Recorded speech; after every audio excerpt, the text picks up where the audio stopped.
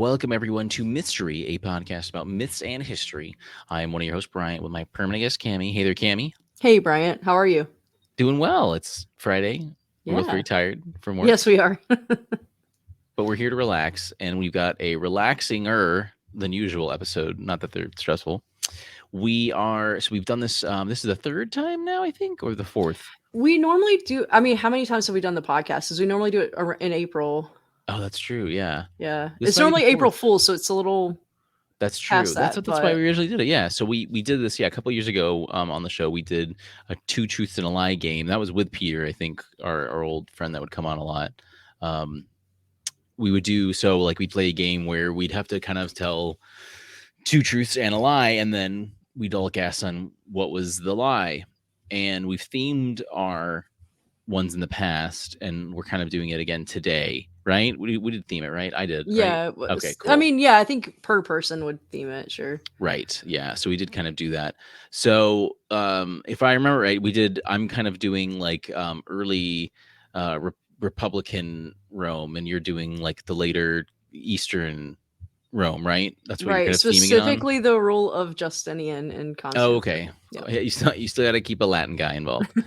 No, that's great. Okay, so yeah, so Cami and I will take turns going through. You can listen in.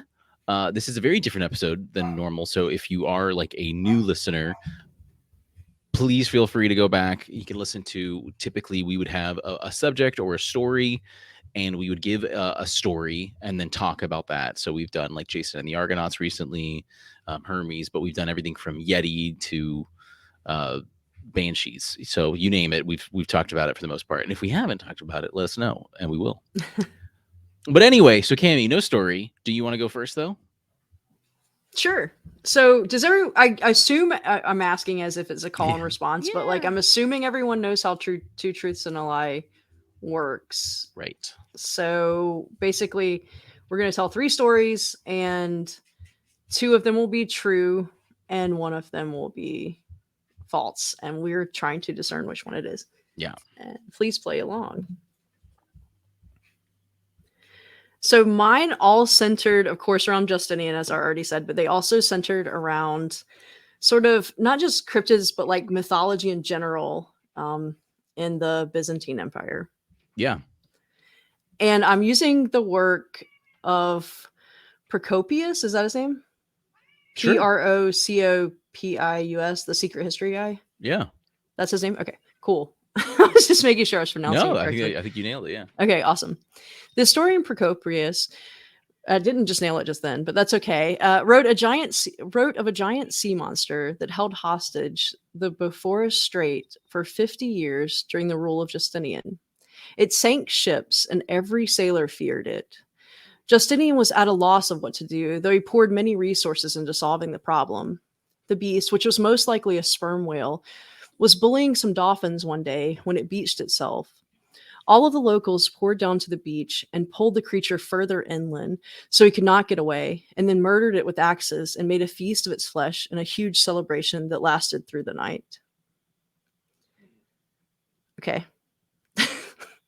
Okay. All right, so the second one.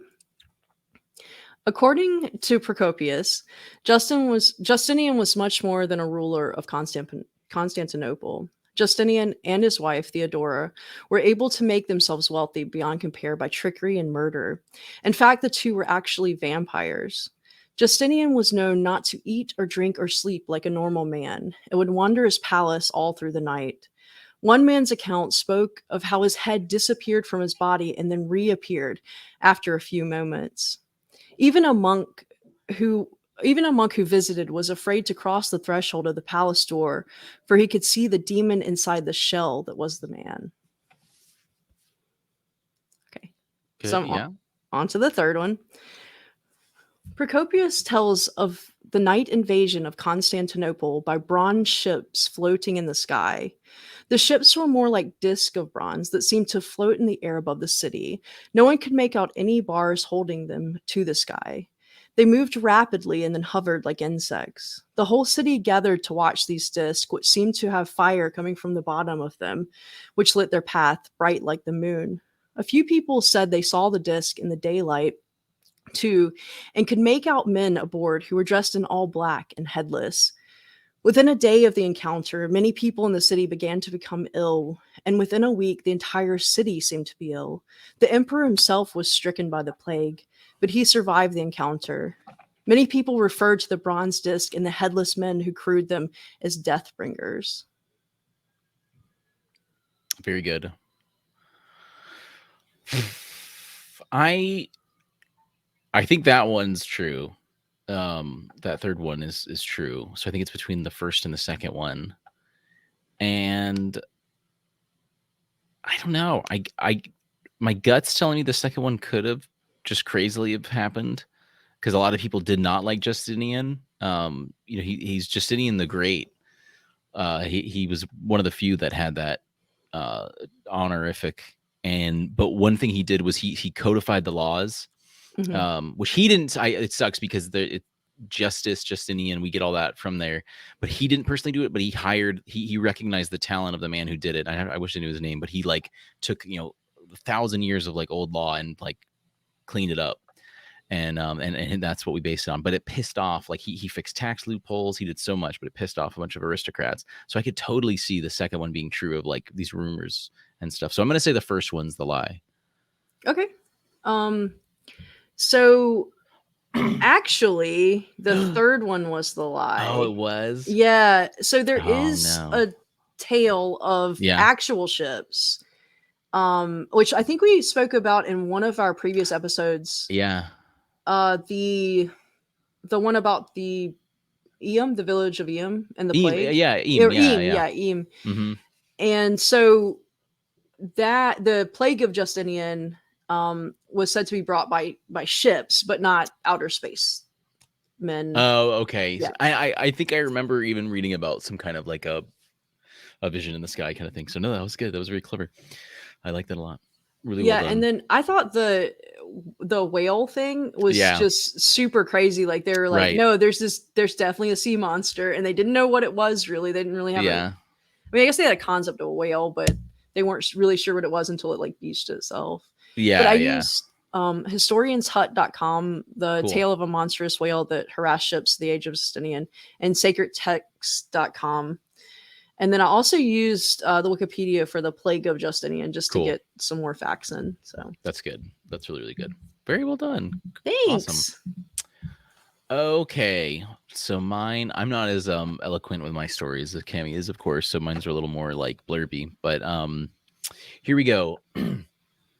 So my first tale or bit is about gladiator body parts up for auction. So since around the time of the completion of the Colosseum, around 80 AD, it was a common practice for aristocrats for after Colosseum events, mainly gladiatorial or sometimes chariot races, anyone who died, their body parts would be put up for auction afterwards, as they were commonly used in things like medicines and were sought out for depending on whose body parts they were. This was typically only done for criminals or those who were kind of viewed as unsavory, because not burying someone whole was usually not that great of an idea, and sending them to the afterlife, it was very taboo and would delay your entry into the afterlife. My next one is apparently we have from resources such as Cicero, Suetonius, and Valerius Maximus that one of the first major naval counterattacks that Rome did against Carthage, which Carthage being perhaps the strongest naval power in the Mediterranean, so Rome built its first navy.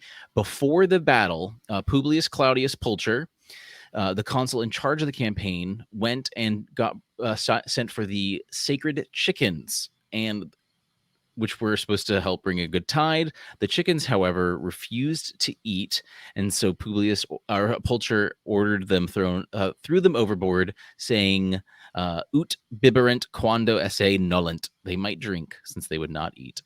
The Romans did not win that battle. My last is during the year of the four emperors, Vespasian's Third Legion fought against Vitellius. The battle had gone all night and ended in the morning. Vespasian's men performed a salute facing east, which Vitellius's legions took this as a greeting of reinforcements, which caused them to scatter. It turns out that the Third Legion was just saluting the sun every morning, Sol Invictus, and was saluting the moon, the sun every morning, and that the Vitellius's legions ran away, which would cause Vespasian to win control of the empire on a fluke of a battle. Okay. So this second one, the Romans really did believe in like augury Yeah. pretty hard, and I could definitely see Suetonius. That's who you said it was, right? Yeah.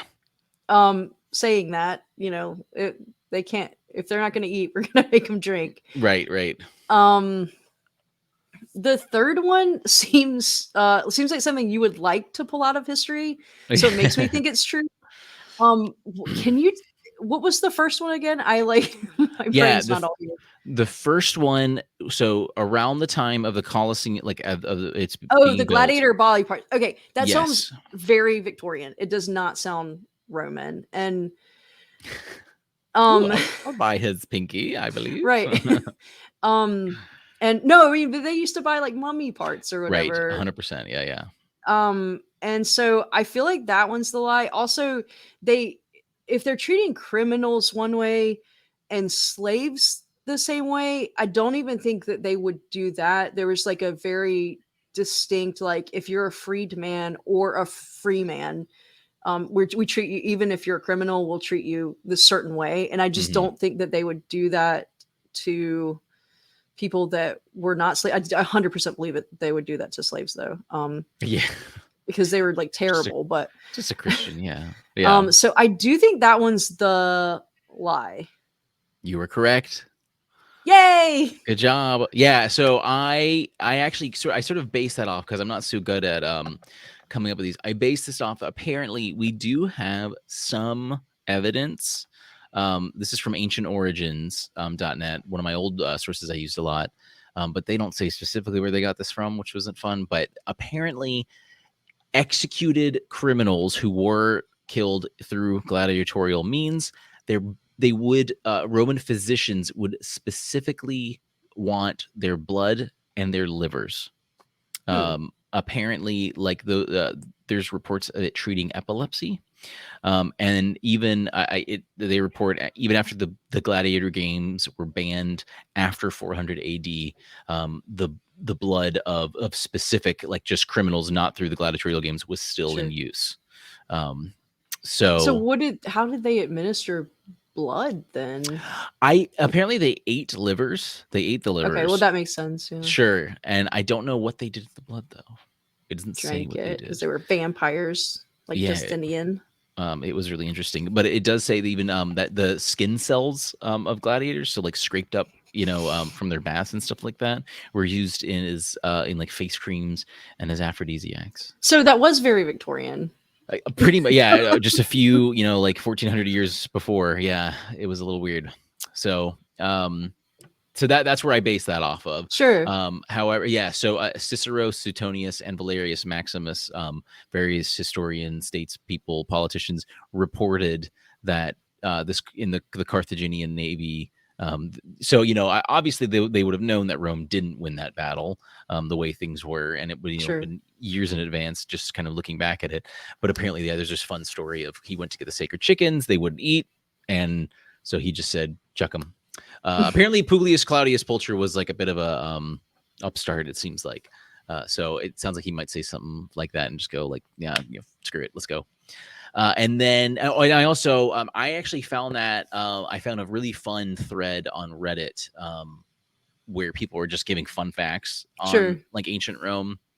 And so that specifically was quoted mainly from user Heno13 from 11 years ago, which I just thought was really fun to, talking about this stuff 11 years ago like that on a Reddit. And then, so the last one I actually also got from the same Reddit thread and about Vespasian's Third Legion, but apparently it did happen. I didn't really have a specific source, but there are some websites that discuss it.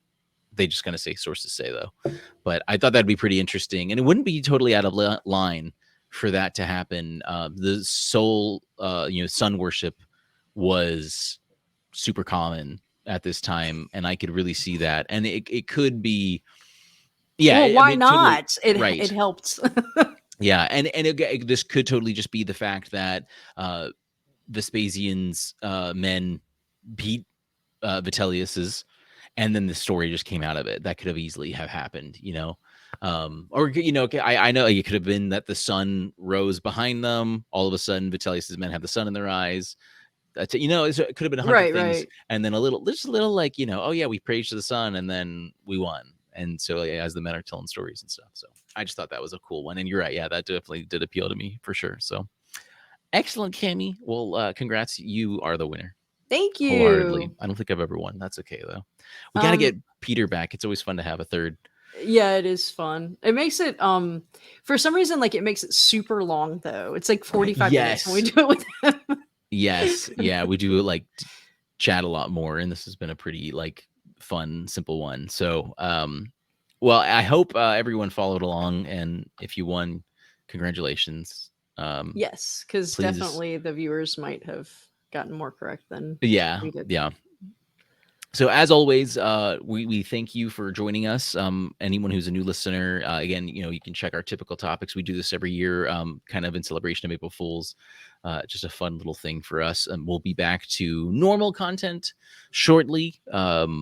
If you have any suggestions for what we could talk about, please let us know. We've been on a bit of a Greco-Roman kick. Forgive us. I've been it's fun, and we've been touching on a few things, and we've had the ball rolling, so it's been a lot of fun. But we'll have some other ones in store soon for sure. Read a book about Byzantium if you're bored. That's all I got for you, really. Yeah. Cammy, do you want to throw in anything before we wrap up? Yeah, I do want to say the Greco-Roman thing. We have at least one more episode that's going to be oh, hey Artemis. If you're not watching, my cat just busted out of nowhere. Artemis, not the goddess, Apollo's twin, did not just bust through the podcast. We did talk about her though. That was fun. Yeah, we But did. yes, you are right. We do have at least one more Greco-Roman plan, and then we'll probably kind of shift gears, talk about a few other different topics. But it's been really fun, and since we've kind of we've been in a good zone. Once you kind of talk about one, it's helpful that we've been discussing some other ones too. So yeah, perfect. Well, I think that's about it. Yeah, Kemi? Yeah. Awesome. Well, everyone, thanks again for joining us, and we will see you next time.